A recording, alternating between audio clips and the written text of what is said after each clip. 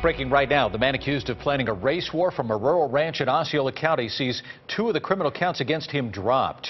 The judge made the ruling just over an hour ago. Now the trial continues late into the night as Marcus Fiala continues to fight 2 remaining charges. The judge ruled there was not enough evidence presented to prove Fiala conspired to shoot into a building or that he provided a felon with a firearm, and those charges were dropped. However, the trial will continue on charges that Fiala was planning and training for an act of civil disobedience. WESH 2's Amanda Ober reports from the Osceola County Courthouse. Marcus Fiala is accused of planning a race war from his fortified plot of land in Holopaw. During testimony Thursday, a member of the FBI's Joint Terrorism Task Force described what investigators found in Fiala's home in 2012. The prosecution showed dozens of photos of loaded, high-powered weapons, a noose, a Molotov cocktail, and even a sharpened shovel. It is a huge gun.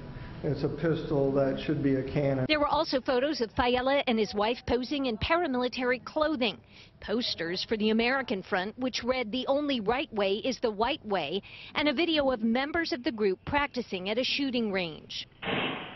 Earlier in the day, an informant who had been paid by the FBI to infiltrate the American Front delivered a blow to the prosecution when he testified he never heard any of the members express any prejudice against any particular group or race. This training and stuff you would do, learning how to defend yourself in case bad things happen in the future, correct? Correct. And there was no set plan cause a disturbance or civil disorder with the training that you're using, correct? That was preparation.